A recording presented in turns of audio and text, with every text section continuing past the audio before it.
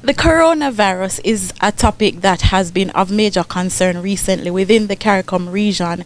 And we here at the CARICOM Secretariat and within the Caribbean community think that it is an issue that we need to address so that persons don't get too worried or too upset about it. And so we thought that we would interview our resident medical doctor who specializes in public health, incidentally. He is also the Assistant Secretary General in charge of Human and Social Development here at the CARICOM Secretariat. He is none other than Dr. Douglas Slater. Dr. Slater, thank you so much for talking to us about this issue. Can you just give us a brief background? What is this novel coronavirus that everybody seems to be talking about?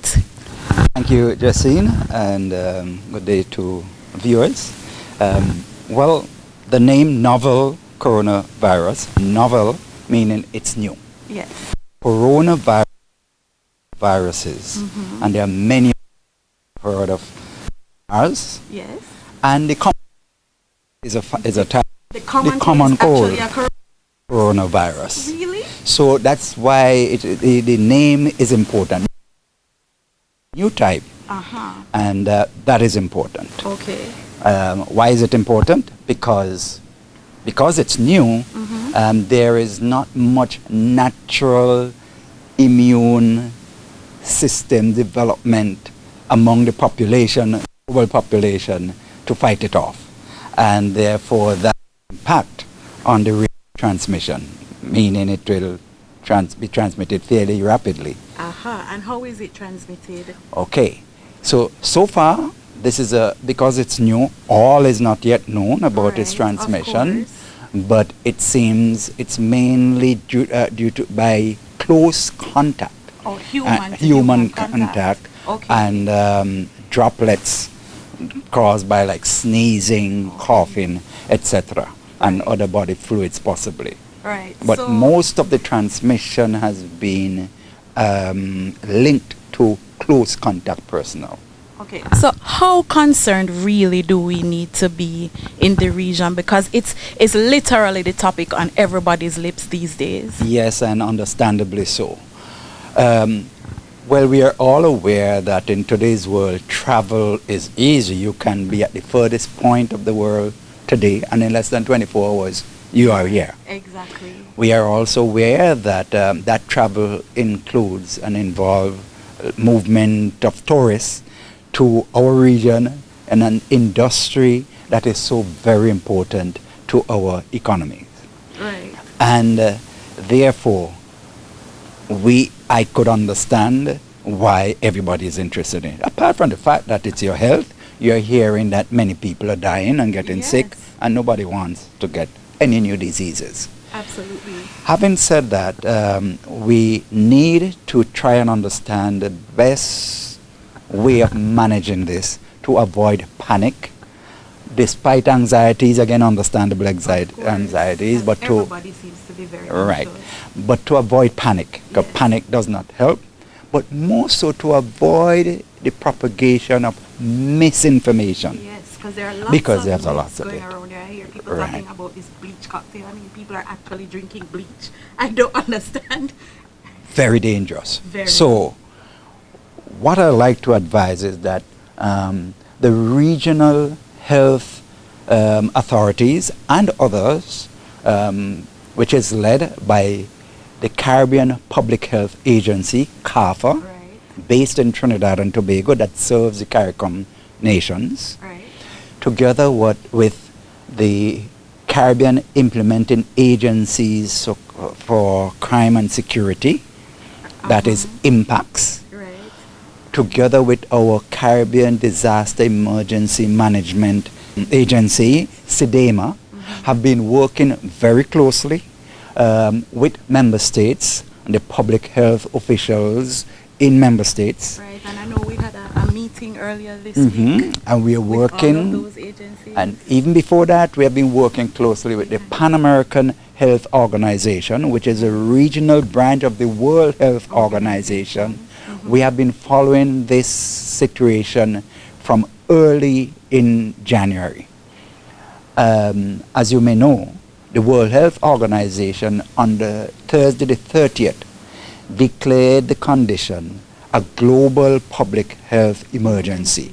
I think This, that's part of yeah, what's creating right, the concern. because it is a significant development. I think in recent times there have only been about 7 such declarations. Wow. When I say in the past several years. Right. So when the WHO declares a disease one of a global health emergency, it means a lot. And we need to pay attention. And we need to pay attention. Right. We have been paying attention before, and we sort of expected this was a possibility. Right. So what happened since then? It was declared on Thursday. The following day, we convened an emergency meeting of our ministers of health, CARICOM Minister of Health. Right. And That was held the following Monday. No, that is over weekend. Right. Actually on the evening of Friday, and we had a meeting the morning of Monday. Right. Just to say that that required a lot of effort, and we were very pleased by the response where we had almost all the ministers of health. It was via video, yes, but they were there and with their teams of public health officials. Right. There were some intensive discussions on the matter. We attempted to get a coordinated approach to a protocol to manage this condition. Right. And we continue to do so. Of course. We also had engagement with the Florida Caribbean Cruise Association. They're based in Florida. They're based in Florida.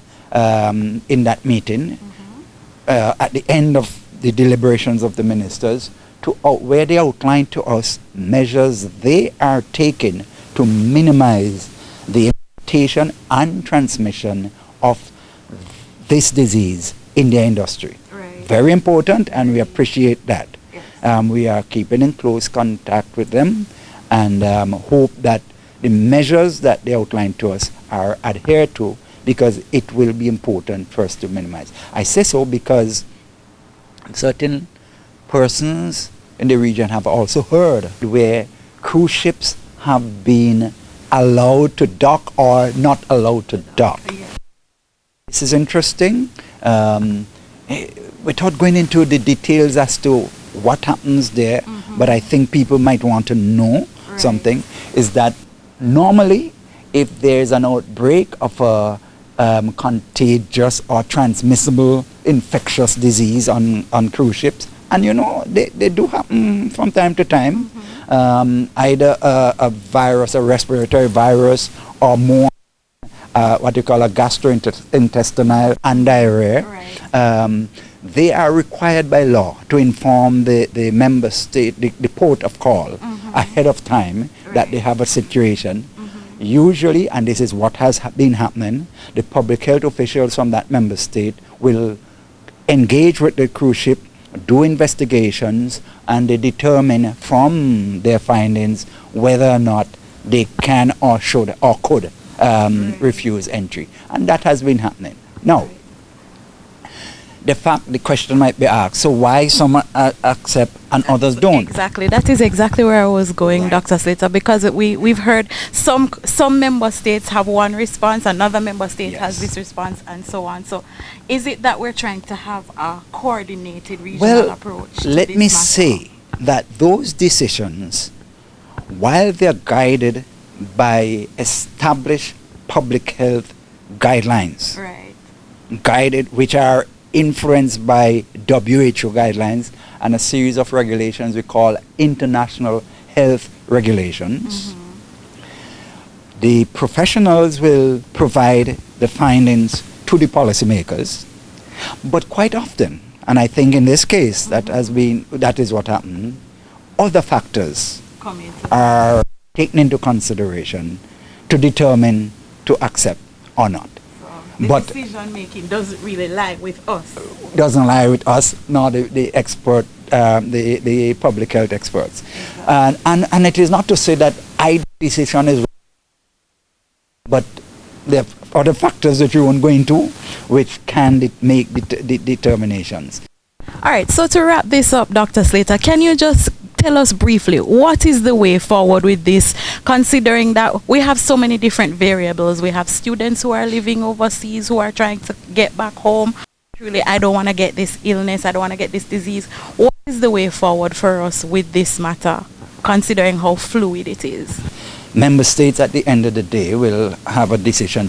For us to say though that it has to be carefully thought through, because travel to and from China have been restricted significantly. And if you were to bring your citizens from China, cases they do not come directly to member states. Right. They have to.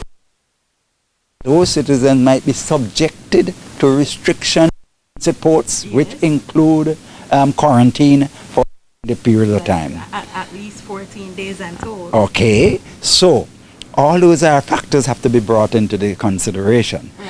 Right. So is it safer to have them stay where they are and manage the same hygiene issues that we need to, and that is make sure they try and stay away from crowds? Wash your hands. Very Just simple. And if you forget whether or not you had to wash it, just wash it again. Yes. At least use and using soap or and sanitizer. Yes. Some people may ask about masks. Masks, such as the regular surgical mask, may not do much harm, but it is questionable about how well there are limitations, and we don't have time to go into them, but I advise that you go online and check. So the final word then. Yes, wash your hands, guys. Forget about crowd. Into the elbow and into the hand come out. Exactly. Try not to touch your nose, your mouth and eyes unnecessarily, and sometimes that is difficult. Absolutely. But try not to. And that will help to minimize. No need to panic yet. Not yet. I don't think generally our public health, or I should say worry too much yet. Don't worry too much, but still stay tuned. Yes, and keep monitoring. And keep monitoring. And we hope that it doesn't get here. We have no cases yet. I have not been informed of any, and it is likely that had it been so, I would know. I think you would know too. Because again, to reiterate, health agencies, the CARICOM Secretariat, and the member states' public health focal points have been working closely. We communicate several times per day. And should there be a case or suspect case, we will know soon thereafter. Okay. Thank you so much for clearing things up for us, Dr. Slater, and thank you for watching. Good. Thank you.